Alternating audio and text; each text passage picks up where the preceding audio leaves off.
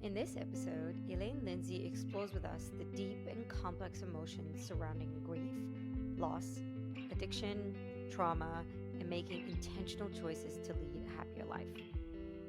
After the devastating loss of her dear friend, she struggled to cope with the pain and had strong ideations of suicide.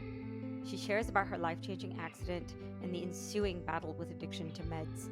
Today, Elaine joins us on Multispective to raise awareness on suicide ideation and offer insight and support to anyone that may be struggling. To all our listeners, in case you missed it, we have a YouTube channel that features all of the episodes in full video format for you. If you would like to put a face to the voice, please click in and subscribe. We release our videos a week after the audio episodes. This episode was recorded purely for the purpose of education and story sharing. We do want to reiterate that if you or anyone you know is struggling with problems, please know that there are ways to seek help. Please reach out to friends, family, anyone you feel comfortable with, or even your local therapist. Have you here. Welcome to Multispective. How are you doing today? I'm great. Thank you so much. And thank you so much for having me. Yeah. You have a really, really unique story. It's super powerful. It seems like, you've gone through so many different facets to your journey, and you've gone through so many different things. And I can't wait to sort of share this and slowly unravel your story with our listeners. I feel one thing that's going to be really amazing about this episode is that because there's so many elements to your story, we'll have listeners that can relate to so many different areas. For example, on topics like grief and loss, or on topics like, addiction or pain, and, several different things. So really, really excited to unravel your story. Why don't we start off with you just telling me a little bit about yourself? Where are you from? Where were you raised? Yeah. All right. Well, that's fairly simple. I'm from Edinburgh, Scotland. I was transported, not asked, but taken to Canada with my parents, my grandmother, and my aunt when I was 3 years old. And we settled in the nation's capital and proceeded to have a fairly, middle class childhood. Uh, I would say lower middle class, because we came to this country with basically nothing but a box of dishes. It was a lot for my father to pay passage for my grandmother, my aunt, himself, my mom, and me. And that is a thread that runs through my whole life. Is family is always there, and you look out for family. And a few short years after moving to the capital, my father joined the Canadian Armed Forces. He went into the Air Force, and within 6 weeks, they transferred us to Toronto, which absolutely tore the family apart. My grandmother and my aunt stayed in Ottawa. My aunt was working for the government, and my grandmother was working downtown. And it was not Toronto was something big and scary, and not somewhere they wanted to go. So we were completely uprooted. What that meant was that every 3 weeks on a Friday, my father would come home from work. He would sleep for an hour to 2 hours. Him and I would get in the car and we would drive to Ottawa, 5 hours. He would sleep on the couch for a few hours, and then him and my gran and my aunt and I would get back in the car, drive back to Toronto. So we were usually there early Saturday morning. And Sunday night, we'd do it all in reverse. Wow. That's how much family meant. And part of that is because my aunt was very ill. She had rheumatic fever at age 12. It gave her mitral valve disease. She ended up with breast cancer, and she was the first woman to have open heart surgery here in Ottawa. So that connection was incredibly important for our family. But what it meant was I always dreaded the telephone ringing.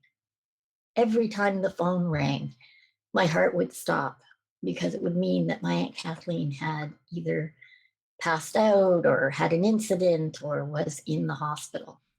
And those were Right. the extra trips that Dad didn't get to sleep afterward. We just had to up and go. Wow.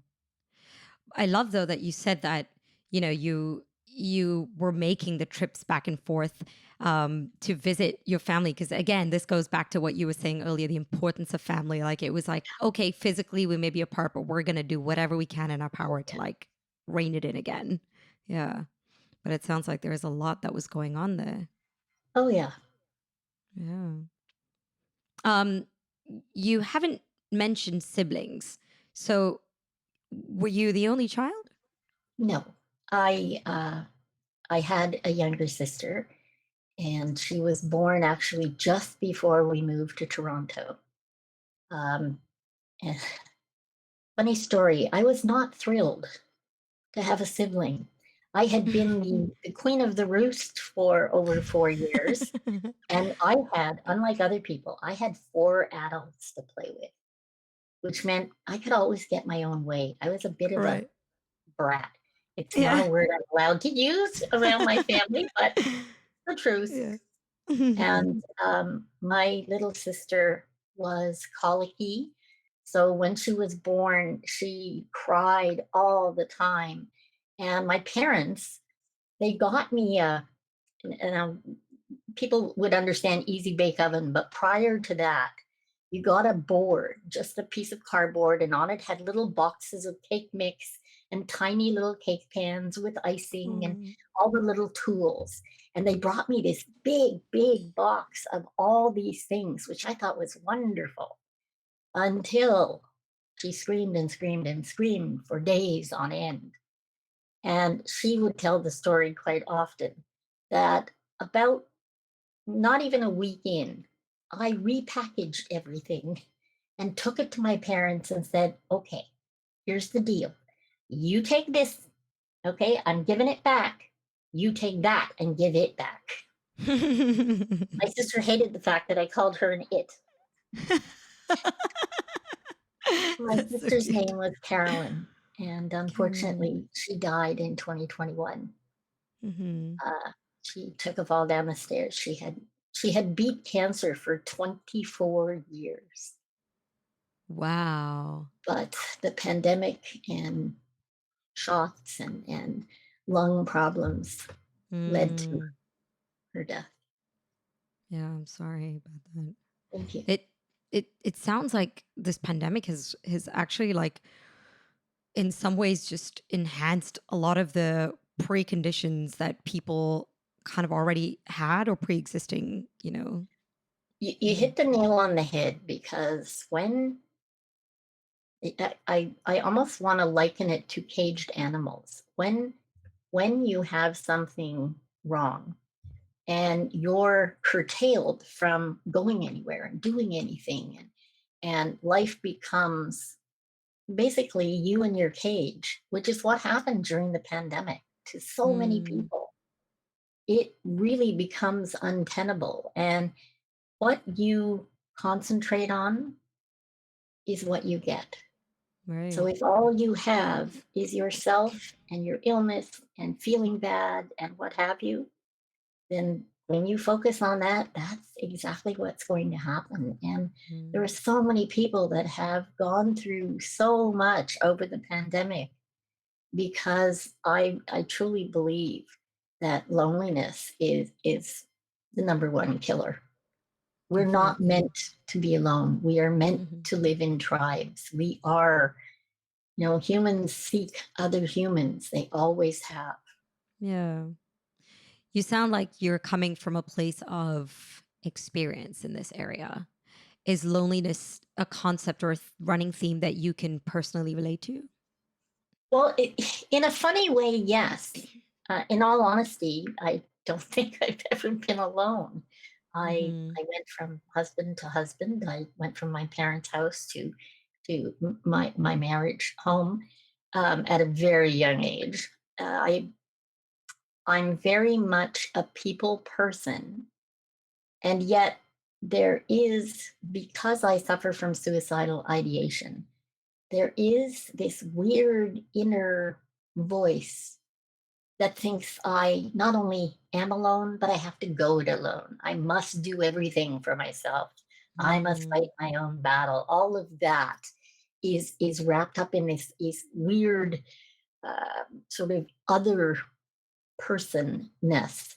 I've done an awful lot of work. I started working on myself in 2004. So I've been able to catch my reactions Hmm. often sooner than some people might.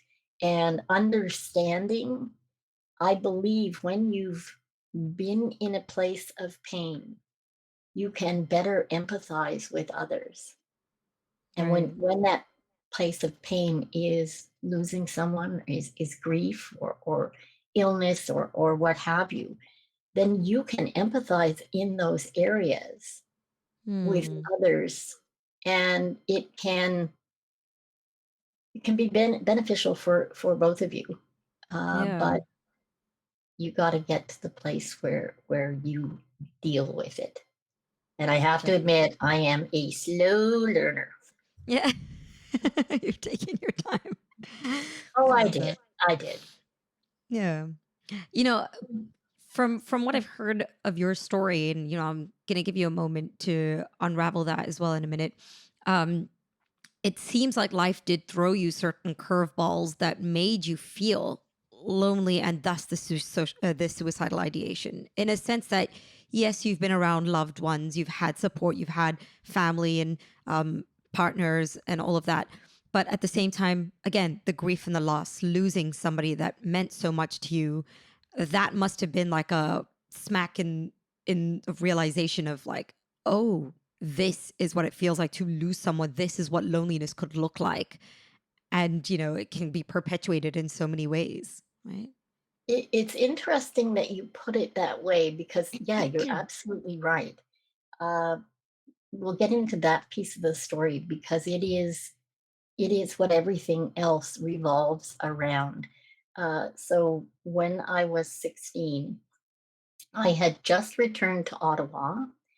I was a silly teenager who went off 4,000 miles away. I hitchhiked. I was smart. I took my girlfriend's brothers with me so I'd be safe. But I went off and lived on the other side of the country and finally came home just before Christmas. And my friends and I were all excited about going to an Alice Cooper concert. It was moved due to a blizzard, so it actually ended up being on New Year's night rather than the day before New Year's Eve. All Mm. that's important because New Year's Eve, one of the group of five that chummed around together, my dear friend Andrea, took her own life. And I didn't find out until the Alice Cooper concert on the floor from another friend. And it not just rocked my world, it took me apart. Mhm. It was, I understand now, it had to do with the fact suicidal ideation, they don't really understand why some people have that chemical soup Mhm. in their head.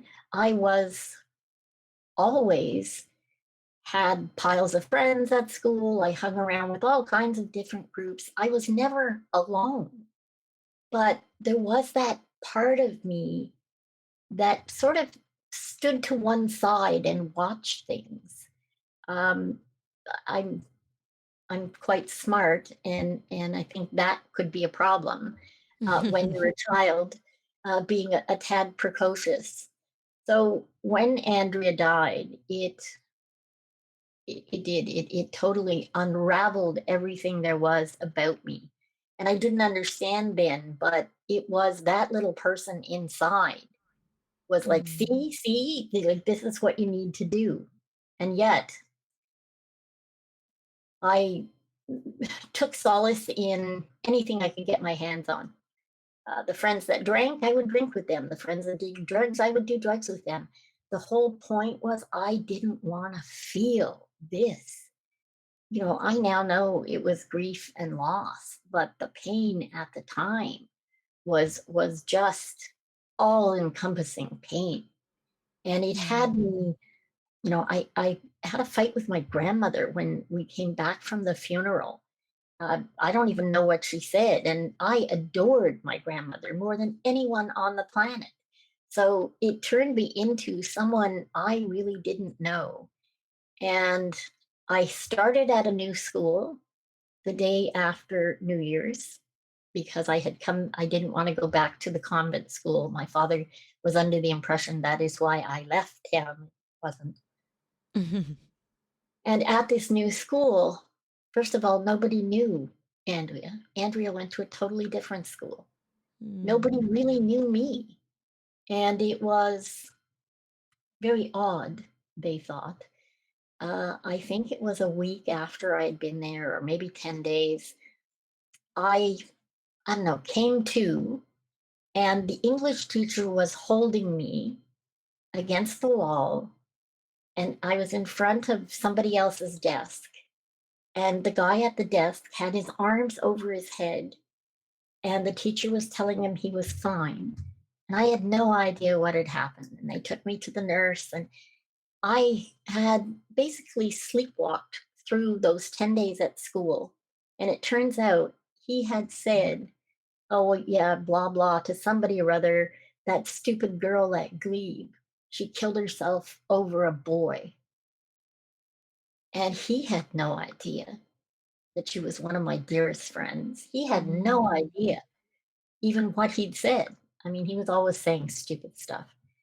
And that break, if you will, kind of put me on a really bad path. I didn't go to school. I went to school. I didn't go to class an awful lot. And a few months in, you could find me at the cemetery all hours of the day and night. I would go to the cemetery because I want to know why. Why?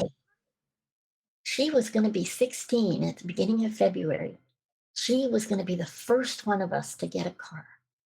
We had plans for all the places we were going to go, and she gave me hell for taking off to Vancouver.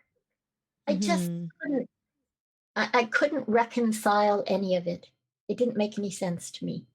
Right. And after a couple of months, my parents, who knew nothing about the drugs or the booze or anything else, they just knew that I was really off. They took me home to Scotland, and I spent 6 weeks in Scotland. They thought that would help.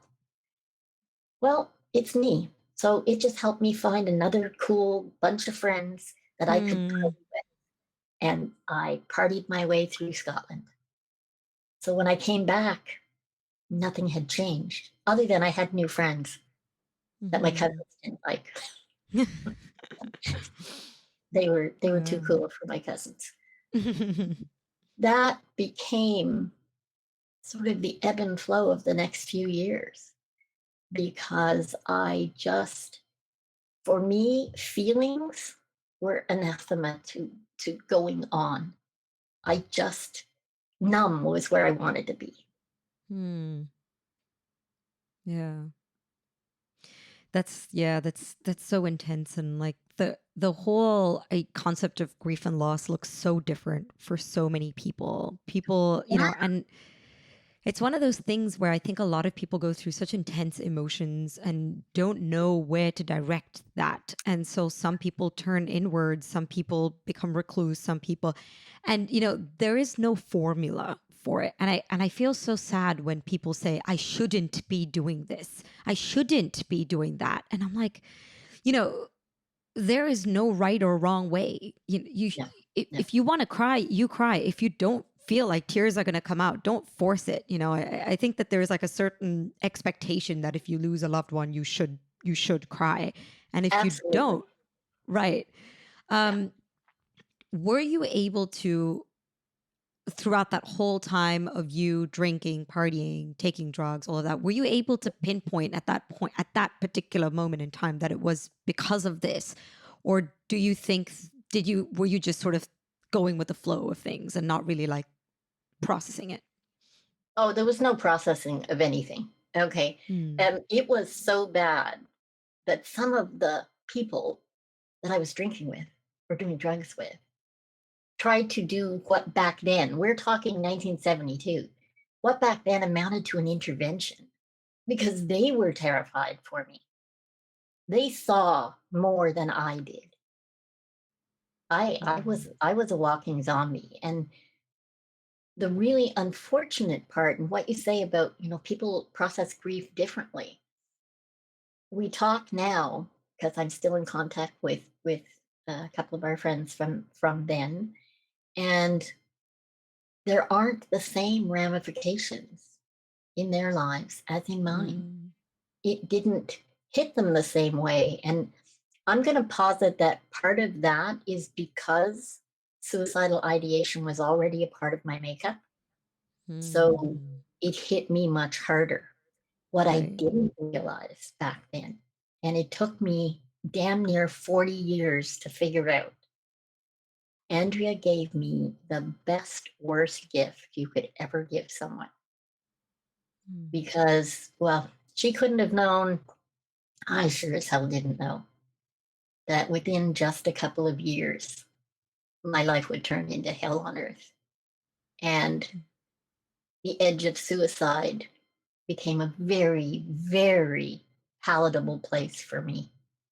And there were many, many times that the attempts came so perilously close. Hospital stays, having they're doing lavage with charcoal and different things. And I never understood that through it all, Andrea was always in my head going, see, how do you feel? Do you really want to do that to the people around you? You said that was the worst thing I could have done. Do you want to do that too? And it was always this undercurrent, almost like the background music of what was happening in my life. Right. No, that's so well said.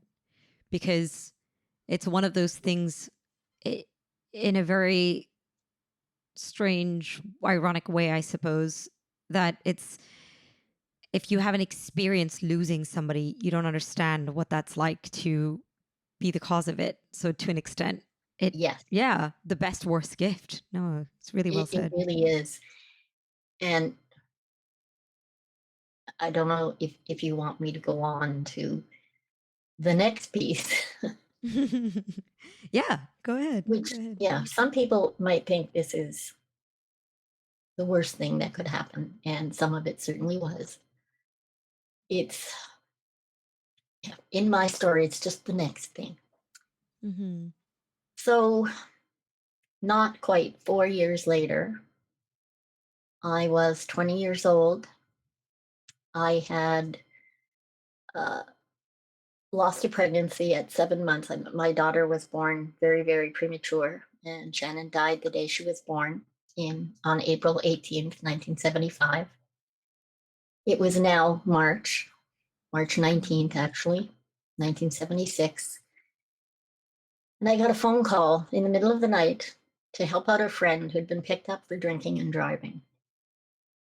The police station was downtown. That meant someone would have to go get him.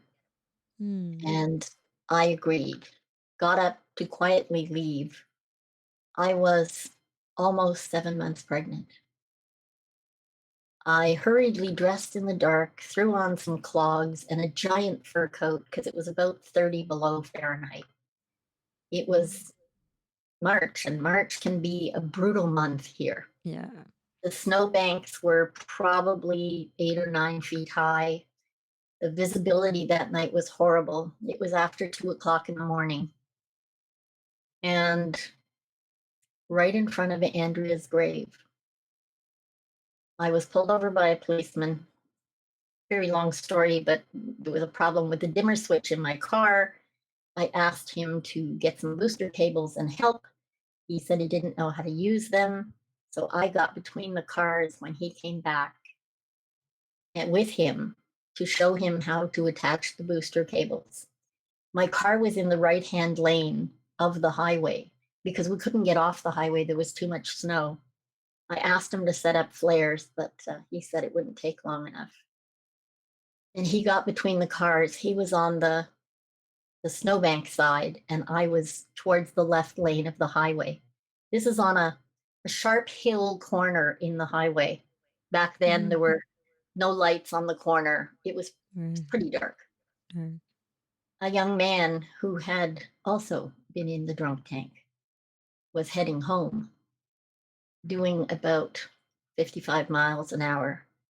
And he came around the curve and didn't see my car. He couldn't have. And the policeman, who was 6 feet tall, he could see over the hood of my Mustang. I'm barely 5'2". I couldn't. And he dove into the snowbank and saved himself. I now understand that's a response our body makes. He didn't Yeah. do it on purpose, but I Right. spent a lot of years believing he did. The young man's car hit the back end of my car. The drunk person was in my car.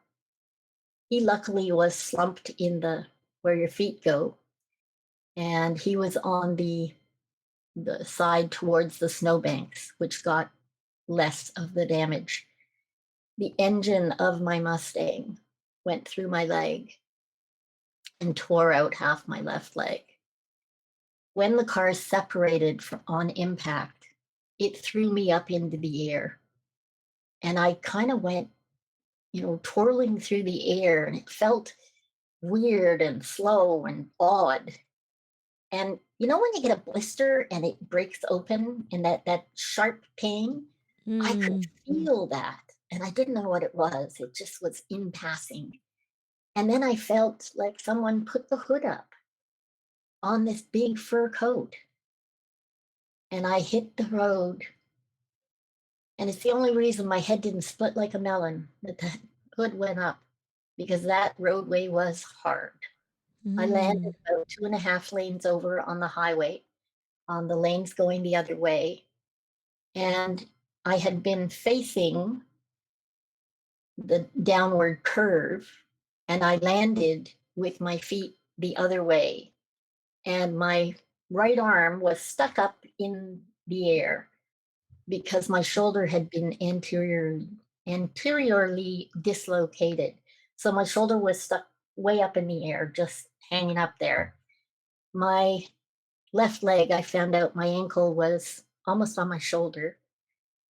The piece from the middle of my calf to almost the top of my thigh, the inside aspect and part of my femur were gone. My right leg was broken in a few places and kind of bent the other way. And I guess I kept passing in and out.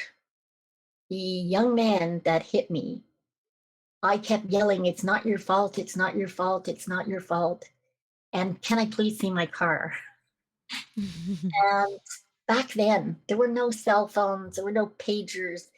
The young man ran up to a restaurant that was about 1/8 of a mile away called Jerry's and banged on the doors because the house was in front of this restaurant, and woke the people up so they would call an ambulance. We didn't even have paramedics back then. They were ambulance drivers. Oh my So these poor gosh. gentlemen came and saw this river of blood. And the only good thing for me was the fact that it was -30, because my leg was freezing. The blood was freezing. There were ice crystals Right. everywhere. And my shoes were somewhere down the highway. I had put clogs on. So my feet were freezing by the Oh my time they got gosh. there. The paramedics had to use 2x4s to try and bring my leg back so that they could put me on the stretcher. And they were doing their best to make me comfortable because they didn't think I'd make it to the hospital. I obviously did. I lost the baby. I had massive internal injuries. Both my legs, I had to have months and months of plastic surgery on my legs. My shoulder, my arm was tied to me. I was in the hospital for I'm not sure. I think the first time was 4 months, and then I got out for 3 weeks, and then I went back, and Oh my there was an awful gosh. lot of that. And it was, again, life changing. my life as I knew it was over. I had a 2-year-old at home that I couldn't touch. When I Mm. finally got home, they had to have a VON nurse and a housekeeper because I was just this thing that they sat in the corner that she couldn't go near because everything was still the plastic surgery was healing, the skin grafts were healing, the bits and Mm. pieces that were missing. And that was our life for the next 5 years as I went in and out of hospital having surgeries to repair. They took out both my kneecaps, I took all my cartilage, and I had to have a lot of internal surgeries as well. So those 5 years were pretty much lost in a haze of pain and Mm. unfortunately anger. Yeah. Yeah, I took on that victim role. Mm. That Yeah. You mentioned as well that you did, were angry at him. You did kind of blame him for saving himself at the beginning. How long absolutely. did it take you to sort of switch that mentality, I come to love terms that with you it? asked. 39 years. And the thing is, you see, the young man who hit me, Kevin, and God rest his soul, Kevin, we lost a few years ago. He too was younger Mm. than me. The person in my car, we lost a few years ago. And the police officer died a few years ago. I'm the only one left. But the young man who hit me came to the hospital all the time. He would take me for a roll Mm. and be one of the people that would always come in to try and cheer me up. The Yeah. policeman never showed. He never came to the hospital. He never sent a card, nothing. Now, saying it that way, it was in those days, my anger was white hot. Mm. And unfortunately for us, we had to go through a lawsuit. And that particular police group, if you will, uh, they hounded us mercilessly after and would pull us over and make Mm. jokes about people getting crushed on the highway to the extent, yeah, yeah, to the extent that a friend's father, who was a RCMP officer, when he heard about this, they happened to have a car just like ours. And he would take our car once a month and he would get stopped because we all lived in the same area. And it became a problem for them down the road uh, Mhm. because they were involved in this lawsuit and it was not the way to handle it. Yeah. I say all that to explain how deep in the victimhood I was. Mm. Anger could overlay pain. Yeah, for And sure. sometimes to get out of pain is the only thing that matters. So, short of leaving this world, getting angry and angrier Mm. and angrier gave me a little bit of a break Right. from a real lot of pain. Yeah. You also mentioned, you were 7 months pregnant. You lost your child in the process.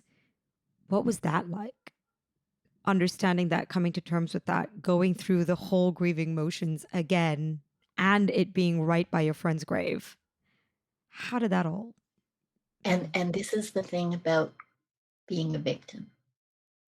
Everything is this soup of anger and hatred and loss, but the loss doesn't feel like loss now. Now I can grieve and have the memories and understand what I went through. And it's Mm. a very different picture when you no longer are so deep in there. Mm. It takes a lot. And I do not suggest that anybody take 39 years to figure stuff out. That is just bad. I wouldn't mind letting you know what made me realize that I was wrong. because it's a quick but kind of bizarre story. Okay. Yeah. I was at an event. I had started going 2004. I started this journey of trying to figure out there has to be more to life. It can't just be all this crap and drama and pain and what have you. And I had hooked up with a spiritual advisor, and I doing all the work and meditating and visualizations. Mhm. In 2016, I think 2015 or 2016, I'm at an event. It's a full day event called Refresh Your Passion. And it's all about uplifting stories and people getting through things and how they Mhm. come out the other side. And it was really good. And the person who puts them on is lovely. And just before lunch, she was talking about, at this point, I have no idea what. And in my head, I suddenly see this movie of 3 years before when my granddaughter was 12. We went through a zombie maze, okay, which seems really bizarre, I know. In that zombie maze, my granddaughter was behind me and my friend, and we came up to a corner, and there was a table in front of us, a great big butcher table. And behind that table, there was a zombie butcher who was terrifying. Now, I know he wasn't real. Yeah. Okay, it was maze. We paid to go see this guy. Yeah. He had a cleaver above his head. And as we're trying to edge by, he comes out from behind the table with the cleaver towards us. And the next thing I know, my granddaughter's screaming in my ear, Grandma, what are you doing? And I look down and she's in front of me. I'm holding her like a damn shield. It's like, what am I doing? Yeah. And we got out of there. And I, to this day, am still apologizing, Marilyn. I am so sorry. But that had happened, I think it was 3 or maybe 4 years before that.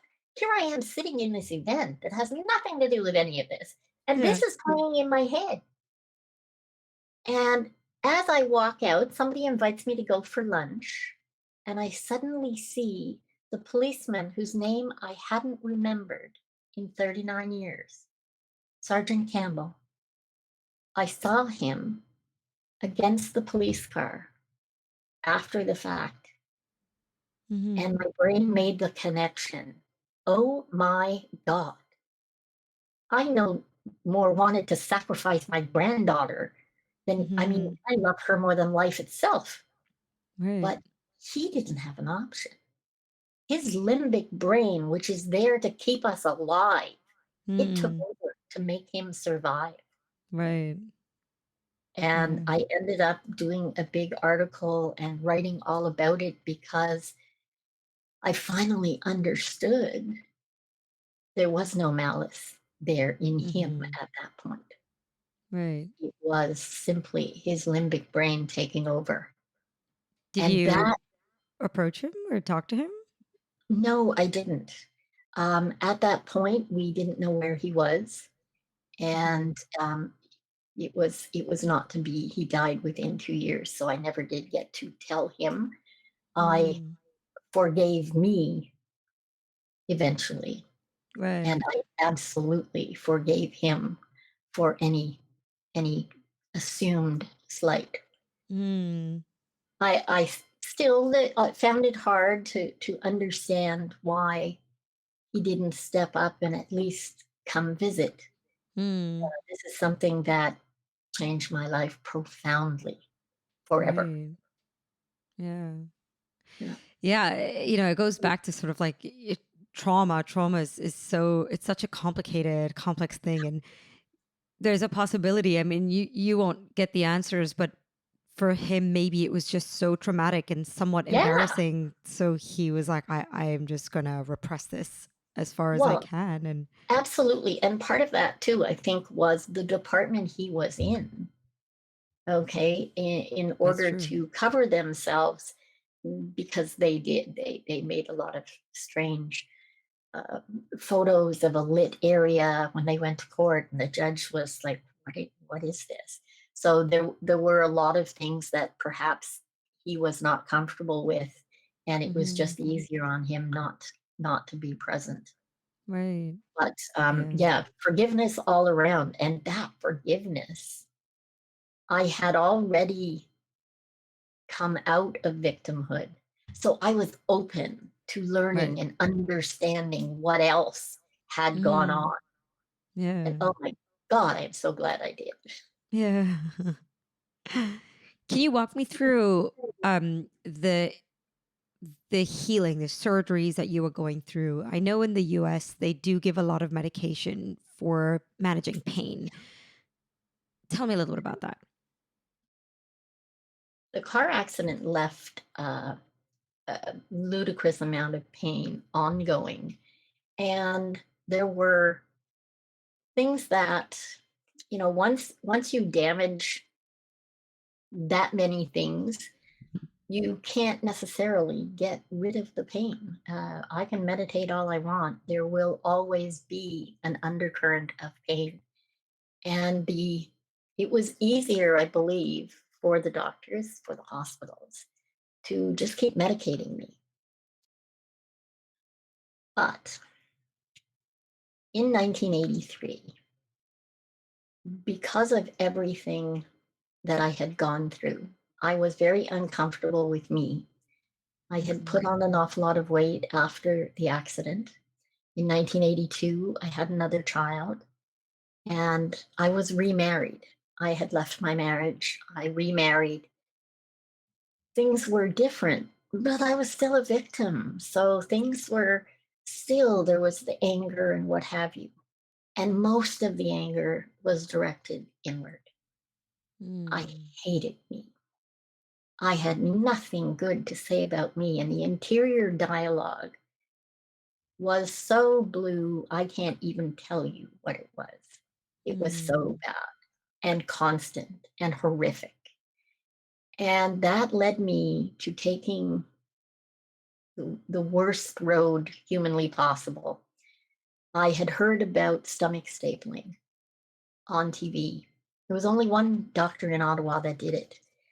And I got it set up with my gynecologist that I would go see this guy. And I jumped through all the hoops and I did the testing they had to do. And they said I was a good candidate.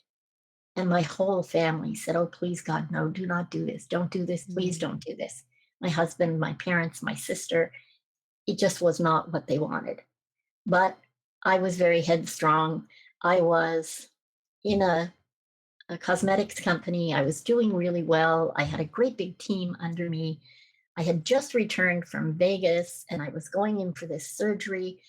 3 weeks, I'd be home for 2 weeks, in the hospital for almost a week, home for two. I'd get there was a feeding tube involved and there was a tube that went up your nose. And after 3 weeks, it would all be gone and I would be off and sailing and go back to work and everything would be peachy. Yeah. Unfortunately, we didn't realize that this was an experimental surgery in a group of 37 people, counting me. The doctor had already killed 2 people. We didn't hear about that. When he They d went to do, they didn't give you like the heads up, the information, the liability forms no, to tell you what the you risks don't are? get that kind of information up here. In Canada, our health services are paid for. And Right. there is something called the Canadian Medical Protective Association. They protect the doctors. He had been called on the carpet a number of times for this. So when he did my surgery, and we'll never know what the actual truth is because he made 2, sometimes 3 OR reports. So you don't know really what happened. The one thing I can tell you is this. He didn't hold the something called a trocar properly. He made a circle and an oval and caused a gastric leak, which he then sewed by hand but didn't test. He wrapped it in a momentum and closed me up because he seemed to have a bit of a God complex. And after a week, without testing, they sent me home. I went home with nothing for pain because my whole family was so fed up with me being in the hospital and what have you. And I thought, I've done this for years. The car accident was, basically 1976. We're now 1983. Mm-hmm. I'll handle it. I won't take any pain pills. This is me being a martyr. And I went home and I didn't even last 17 hours. We went back to the hospital because you see, I was feeding through a tube in my side, so I couldn't put anything in my mouth. I was Mm-hmm. not to drink or eat or anything until they were finished with this tube in my side. I asked for the surgery. So therefore, I would do what I needed to do. So we went to the hospital to get a prescription for something that my husband could crush up and they could feed through my tube. Just as I was getting out, the doctor gave me a shot because he realized I was in horrific pain. And the pain was in my shoulder blade here. Really Oh. weird. It felt really strange. I had no idea what it was. Mm-hmm. I now know that shoulder pain is the sign of a gastric leak. But Oh. hindsight's 2020, right? Right. Just as the doctor told me I could get dressed and go home, the resident who was in the surgery with my doctor walked through the ER. And my husband said he's never been so afraid in his life. This man turned and looked at me, and my husband said the look of fear on his face made my husband terrified. He didn't know what had happened. And in 1983, you didn't question the doctor. Right. You were the doctor. Yeah. Yeah. So he immediately goes to the doctor who came back and said to me, okay, don't get dressed. No, I'm going home. You gave it. No, they want to talk to you. And I thought, okay, this is weird. I want out of here. And the next thing I know, they're calling in the head of X-ray at midnight. And all these things are happening and people are coming and going and they're doing all these tests. And the next thing I know, they're telling me that they have to take me back into surgery. Why? They wouldn't tell us that. So 7 o'clock in the morning, they rushed me back into surgery. Again, he made a few OR reports. So the only thing we do know is he did not fix the problem. And basically, the body has something in it called omentum. And it's kind of like wrappy stuff. It's like glue. So if you put stitches in someone inside and you then wrap it, it'll make like a pouch, which is Right. good if things work. But if you Mm-hmm. have something leaking into that pouch, It's you're gonna revoke it. basically creating, a poisonous bomb in someone's body. Right. And when I woke up, the next 4 days, I spiked a fever. They couldn't get it down. And then I guess this thing started to drip through. And the next few days, I developed an abscess on my left lung. And they ended up having to put me on a chest tube because I couldn't breathe. And then the pouch burst and I developed peritonitis What is and that? was going, except it's a full abdominal problem, a serious infection that kills many, many, many people because once you head for sepsis, you don't come back. And again, they told me that I had to have surgery. And I told them, no, no, I'm done.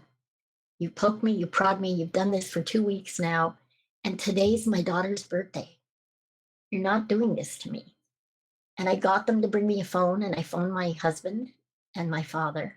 And I told them both, do not sign these documents. I will not agree to this.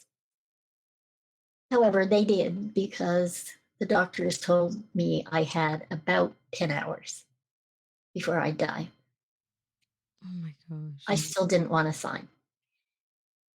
The next time I woke up, I was in the hallway and they were wheeling me down the hall, and somebody was grabbing a bag above my face, and I couldn't move.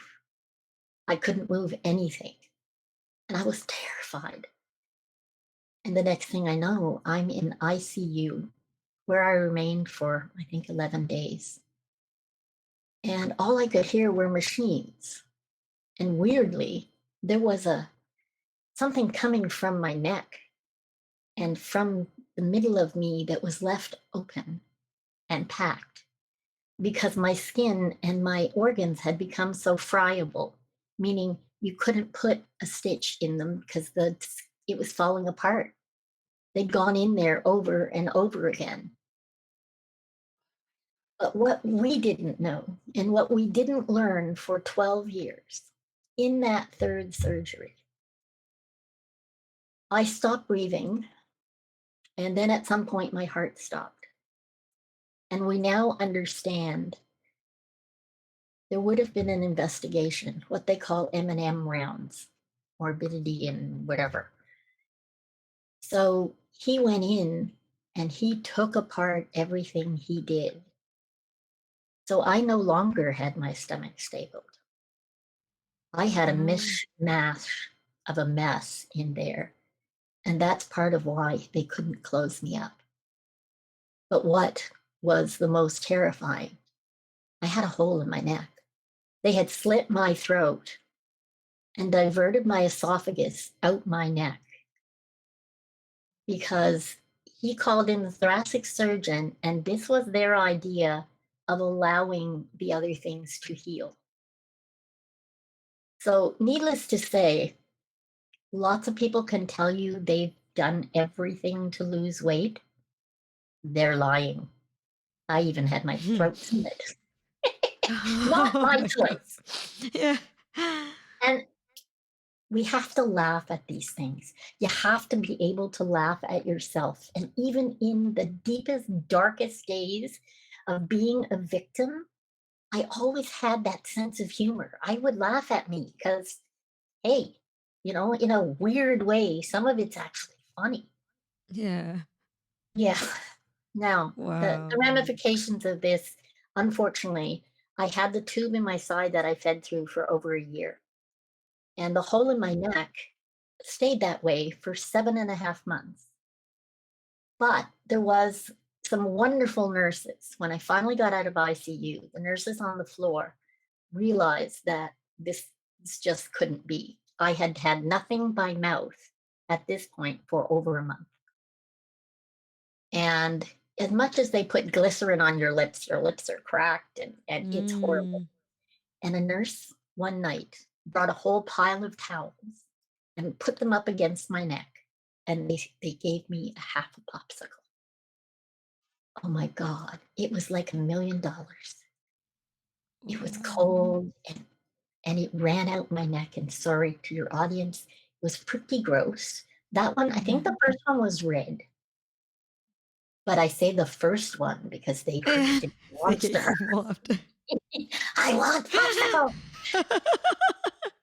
And it became a nightly ritual. The nurses would go gather up all the dirty towels from the whole floor and bring them to my room. And I would have a popsicle or sometimes two. Yeah. And we would pack all this. And at the end of the night, they'd take all these towels that had stains that were orange and blue and purple and red and put them out in the hallway. I used to wonder, like, what must the laundry people think of these towels? They Yeah. must wonder what the hell's going on. And that went on for a good few weeks. But during that time, the hole in my neck, the saliva was eating my chest wall. It was eating all my skin. Saliva is kind of like battery acid. It will Yeah. Yeah. dissolve. So one of the nurses thought to talk to a stoma therapist. Now, these are the people that deal with colonoscopy, Mm. Yeah. colonostomies. Okay, and so it's someone who has to wear a bag on their body. Well, mine was a little different because I wore the bag on my neck for 7.5 months. And it would last for 2, maybe 3 days, but it meant that everything would collect in the bag, so it wasn't Right. ruining my chest. It was a weird clear plastic with a white clip on the bottom, and I have to tell you, plastic is absolutely a bitch to accessorize. Nothing goes with plastic. You gotta make fun of these things, you just do, Yeah. because if you don't, you let yourself go crazy. Yeah, for sure. And that's sort of where the pain meds got way out of control Mm, because they were going through the tube in my side. So right. I wasn't having the same kind of side effects that you get if you swallow things or you have too many pills. You Mm. want to vomit. Well, it turns out the doctor had nicked my vagus nerve. So my stomach doesn't react like other people's. Oh. And although they took apart the stomach stapling 3 weeks later, I to this day have malabsorption. I have what amounts to a form of IBS. I have Mm. a problem with my liver. I have a problem with a lot of organs that just could not handle the changes. And there is an inordinate amount of scar tissue because the J tube in my side where I fed, they tend to fall out, which is really yucky. But that means you have to go back to the hospital and they have to cut you again and put another one in. So Mhm. I'm at this point, I'm just waiting for some surgery for what I lovingly call my football. I've developed a football shaped hernia on my left side Ah, all right. that My hopefully gosh. we'll get rid of in a month or two. Wow. That is Yeah. a lot. That is a lot to go through. Looking back, okay, I know this could be a really obvious answer. Do you wish that you never asked for that tummy stapling? Or do you feel like that decision of yours led to somewhat of a shift in mindset? And I think the reason I ask this is because, I want to go back a little bit to the suicidal ideation. You were a fully functioning, perfectly, all your organs were working perfectly fine. However, mentally, you had those suicidal ideations. And now you find yourself in this situation where tubes are hanging out, you're not able to eat, you're in a physically difficult situation. Do you feel like there was a shift in your mindset? Because to me, the way I'm hearing it is you had this sudden zest for life. You wanted to live on. But am I right in saying that? Not quite that way. You're right in a way. It's like there's this weird dichotomy in me. There's the little person that, see, and I'll explain this type of suicidal ideation. Okay. Mm. If I broke my lipstick tube or if I ruined my coffee, one option is to end it. Okay. That's Mhm. how granular it is. A death Right. in the family, all of that, that's one of the options that plays inside. And coming to terms with that and dealing with that is offset by the other nutso me. I call her nutso because she's all about the fun. She's, yes, all about living life fully and never mind all that crap. Like let's just party. And Yeah. God bless her, because if I didn't have her, we wouldn't be having this conversation. Right. But living that dichotomy for so long was so hard to come to terms with because it didn't seem normal. And I was always terrified. And I never told my story. I never said a word about anything in my life until 2013. Because you see, I was afraid if I told Mm. them my weird thoughts, they're going to put me away. And that to me would be worse than death. Mm. And it just perpetuated the ideation and the, I don't know, almost manic wanting to live and do and feel. But the Mm. one thing I will say that's maybe different for me, as a child, you think of what you want to be when you grow up, and everybody has plans. I didn't. I never ever saw future for me, Right. which was something I didn't understand, and of course, something else I didn't talk about for the Mm. longest time. So that that weird dichotomy has always been, well, how can that be? How can you seriously drop a glass and think, oh, damn it, I can pick it up right, Mm. kill myself? It's just, it's part of, it's almost like breathing. Okay, Right. it's always there. But then the fun girl, it's always there doing, hey, pick it up, go buy another Yeah. glass. Okay, Right. have some fun. Yeah. Get a cool glass. There's always those two things. And I think perhaps that balance, I need to thank her for also helping to keep me alive. And Mm-hmm. I adore my husband, my children, my grandchildren. That does not quiet the ideation. It's Mm. just there. It buoys up the fun one because I've always said to people, yeah, I have a 12-year-old mind. I'm 67 now. Okay. Uh, I have a 12-year-old mind. I really do. And being childlike, I now understand, is my saving grace. Right. It's the greatest gift I could be given next to Andrea's. Mm-hmm. Definitely. And in a sense, it's also like that childlike innocence, choosing to see the world in somewhat of a positive way, make fun of, Yeah. make light of a situation, right? Yeah. Well, yeah, we I talked to someone yesterday about, I'm very Pollyanna. I saw Pollyanna when I was a kid, and that has been my rudder, if you will, for all Mm-hmm. these years, playing the glad game. And for a lot of years there, people all poo-poo, oh, Pollyanna, oh, too optimistic. Well, yeah, you can look at it that way, but if you're always looking for the good, then you're gonna find it. I Okay, love think that. back to Henry Ford said, whether you think you're right or you think you're wrong, you're right.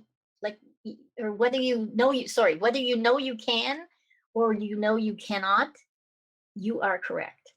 Mm. You're always correct, because that's the big lesson for me. It's choice. We have choice. I could Mm-hmm. have chosen to stay a victim, boohoo, poor me, live in the negative drama, but Mm-hmm. okay, I have the choice. So no, let's party. This Yeah. make life fun. Do you know what's out there? Do you know how much there is to be grateful for? Yeah. I have chipmunks that I feed by my hand. That's They're so almost the cute. same size as my dog, but that's okay. There are so many things that we can be grateful for. I Mm-hmm. believe that you need to make that list, whether it's in your head or whether you write it down. Be grateful every day, and I guarantee you, the universe or God or whatever you call it will give you so much more to be grateful for. I'm Yeah. not saying that there aren't days that are going to be tough. And I'm Mm-hmm. not saying that I don't have tough days, because I have what I call my wallow time. And I allow myself a set amount of time when, there's been lots and lots of pain, and things are difficult. I'll let myself have a little wallow. And then when it's over, dust off and get on with your day, and, Yeah. and move on. And I kind of skipped the addictions part, but I will tell you, it was 2019 when I finally said, okay, well, it is my choice. And my Mm. choice Yeah. is to wean myself off. At that point, I thought I could wean myself off everything. Not possible yet, because I was probably taking enough narcotics for a large male football team. We're talking hundreds of milligrams every day. That should not be possible, but we do build up a tolerance. And Mm. all of that has been cut back. I take one slow acting minimum dose pill every evening, and that's all. My husband has to fight with me to get me to take an ibuprofen. I've gone so far the other way. The other extreme. Yeah, yeah. But Yeah.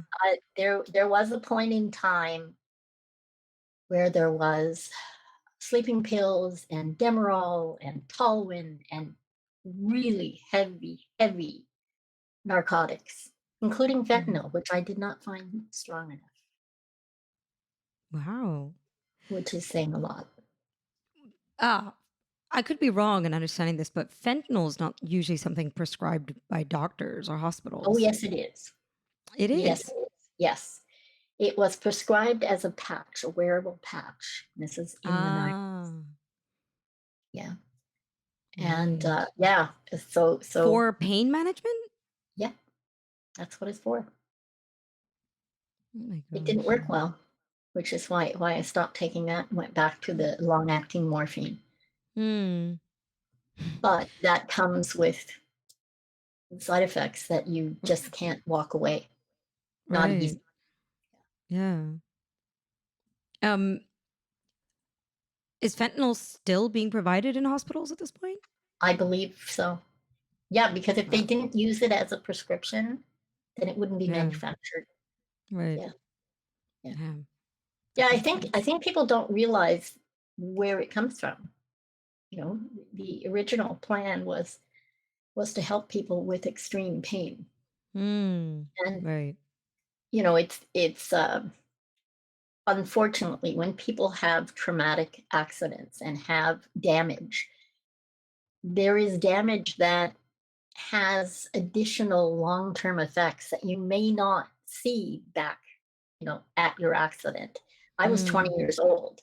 I was a figure skater, I rode horses, I skied, I did all of those things before. Right. So I was very active and agile and, thought nothing of riding 40 miles on a bike every day. It was no big deal. And Wow. now, I'm in a much later stage of my life, and my left leg, which lost some of the venous areas and some Hmm. arteries and some of the lymph, does of course struggle. It struggles with inflammation and things pooling there because it's damaged. And you'll find if you damage something really badly, that's the one thing that you'll continue to have issues with. Right. Yeah. Yeah, like forever lasting impacts, I guess, for a Yeah, lot of people too. yeah. Yeah. Man, that's intense. You've just gone through so much. So much. And But I love that you're so bubbly and so fun and so grateful and so positive. Yeah, well, it's really I tough, would but it often requires. say, yeah, I would often say to people that the universe will give you hints when you're going off course. Some people use oh, the universe hit me with a brick. Well, in my case, it's vehicles, plural. Yeah.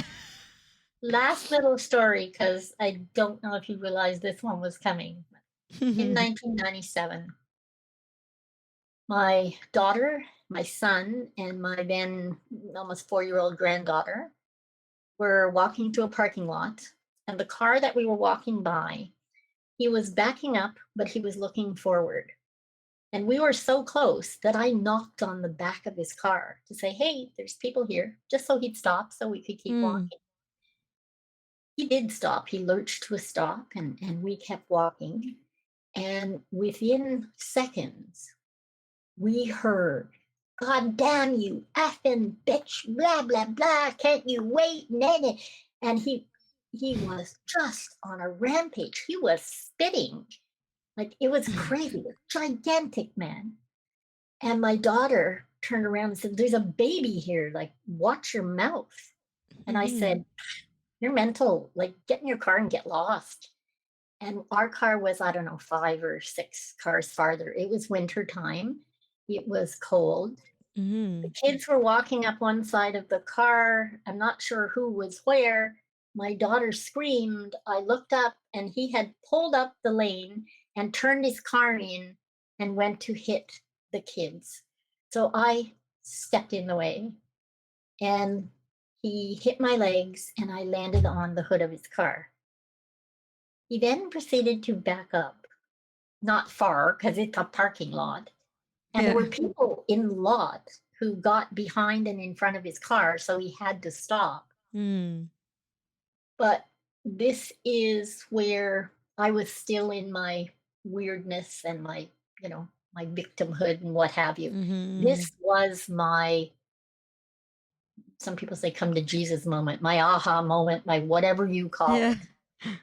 They called an ambulance. They got the doctor from the plaza had come down. It just so happened he was my GP. And he goes, "Oh, please tell me they didn't hit her legs." And somebody said to him, I guess, "Yeah, seems to be her legs." Like, oh my Yeah. God. And the guy is narking at my daughter. And it turns out he was I don't know, in some male group with people. He'd been drinking at the bar. It was 5:30, quarter to 6. My son was going off to Air Cadets.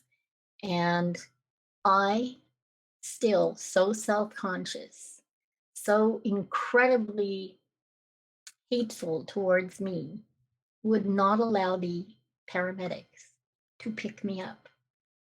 I had them hold on to the stretcher while I struggled to get on it Mm-hmm. because I was so ashamed of the fact that I was overweight.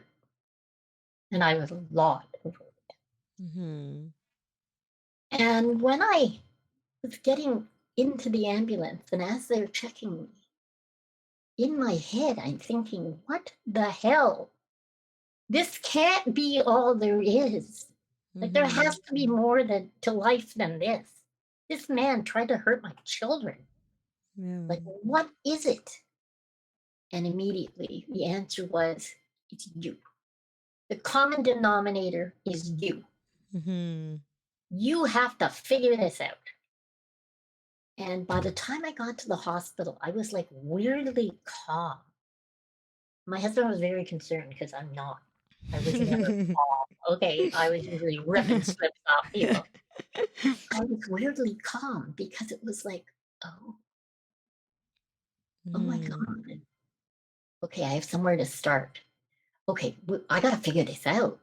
And Yeah. I read everything I could get my hands on. I went online, I read every book, I watched Oprah, I did a million things as I recuperated 4 months. And it was all soft tissue injuries, so that worked out. But it was in the paper too. Uh, I call him big, huge man. I don't. It was raging, angry man, run down Orleans grandma or something. It's like, oh, lovely. Yeah, I But know. for Typical me, yeah. me, it was like, oh my God, thank you, Mm-hmm. thank you. I now know I have to look at me.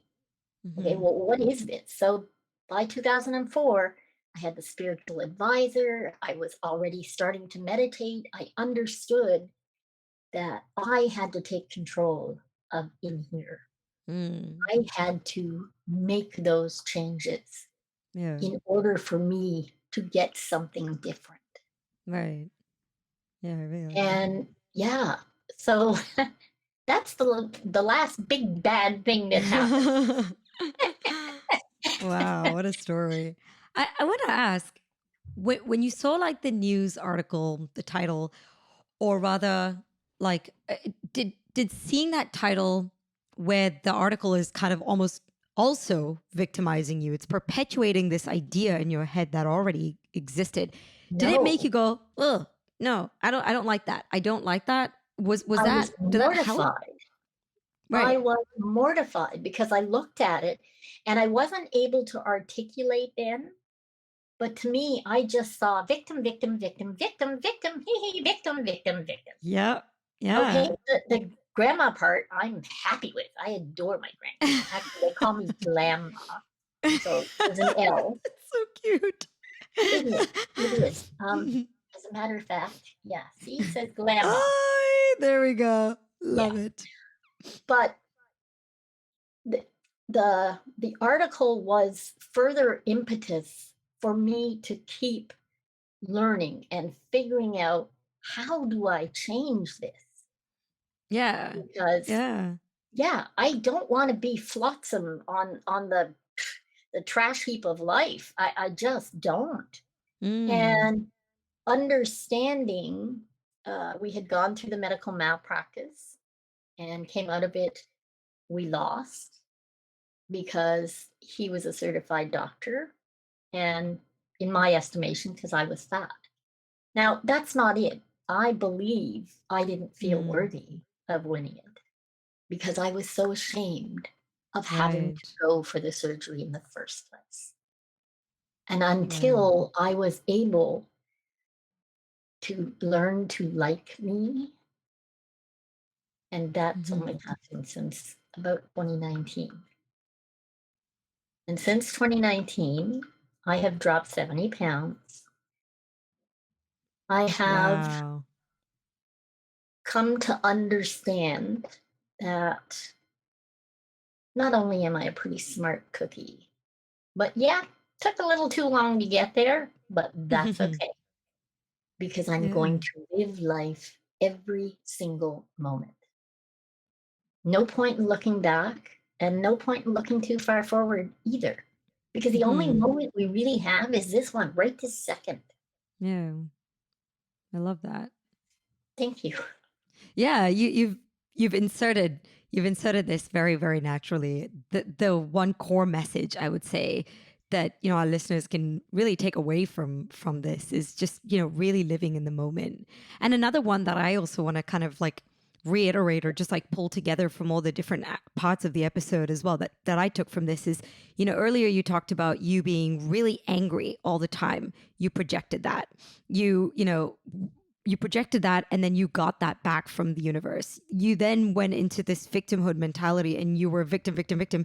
And quite literally, right? You had newspapers coming out there saying, yes, victim, look, this is what we're going to give you Yeah, because this is what you're projecting. And quite in the same respect, the moment you started to respect yourself, love yourself, things started to turn around. Your body started to love you. Your mind started to love you. Your life started to come together. And yeah, I feel like that is such a running theme in this. It's exactly how you see yourself is what you put out there in the universe, and the universe will give you just that. absolutely. And it has allowed me now. I used to say I had excuses for everything, right? As a kid, I actually wanted to be a stand up comedian, but I wouldn't tell anybody that. That was too Mm. scary, too audacious. And once I was a victim, I could use it as a crutch. Well, yeah, I wanted to be a stand up comedian, but well, let's face it, I'm not very good at standing up. And, on top of Yeah. that, I'd have to be seen. And Yeah. that's not for me. And the unknown comic has already been done. So why Hmm. bother? Well, in 2018, I bothered. I went to comedy classes over a weekend and I appeared on stage at Yuck Yucks here in Ottawa. Wow. And God bless them, I was invited back. And I then went on in 2019 to do another stand up at another club and have also been invited back. Love it. Going out at 11 o'clock at night is a little late for me to start my day because I work during the day. Yeah, true. The other thing that came out of all this, being in bed for decades, you can't do anything. And I think I said that to you off camera. You can't do an awful lot. So the first almost 10 years, I read and read and read. And once computers were available, I learned to program the computer. I learned to do all kinds of things. I started with a Mm. computer before when there was Windows. Okay, it was just DOS. Wow. Yeah. And once we got the internet, it meant I could connect, I could do other things. Mm. Because every time I started a new career, every time I got into something, I would end up having more surgery. I would be taken out of the stream. I couldn't manage to do the walking, or I couldn't manage to be upright for that long, Mhm. or I couldn't. And it became sort of a recurring theme. Reinvention, yeah, I'm really good at that because I had to. But once I got to the internet, And once I realized that there were things that I could try, then it was, I'm going to apologize for the dog. Sure, no worries, go for it. Once I understood that I could try all things, it was amazing. So I would be an early adopter in pretty much all social media. And I started doing websites for people part-time I think my first website I did in 1999 for a counselor, Oh. a political guy. And immediately I saw that, well, this is really nice, but how are people supposed to find it? Like, we Yeah. did all this work, but we have to give them exact directions how to get there. That just doesn't make Yeah. sense to me. And I went looking and finally found SEO in 2003, I believe. I found a guy called Brad Callen and voraciously took in everything he offered and all the people around him.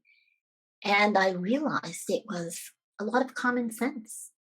The search engines, they just want to return the best answer for every question that's out there. And to me, it was like, okay, well, that's perfectly reasonable. Yeah. And so I started doing that for clients. And it showed in how they were being found. I have a client who has now been retired for, I think, 6 years. And back in the early 2000s, she was beating out a US senator for her name. And the senator actually contacted her to ask what on earth was she doing. And the joke is now we can't get it off there. It's She just can too still far be in. found. Yeah. Her business can still be found, although she's not doing it anymore. Wow. But this is a bonus tip for your people. I'm a digital integration specialist. And what that means is you need to take everything from your website, your social, your optimization, put it all together so that it's consistent, it's congruent. It is all saying basically the same thing, meaning your name is always the same as best it can be, your address, how they contact you, all of those things. But more to the point, those things will only work well and you'll only be found when your mindset is right. Because if you aren't ready to be seen, people can SEO you up the yin yang and you are never going to be found.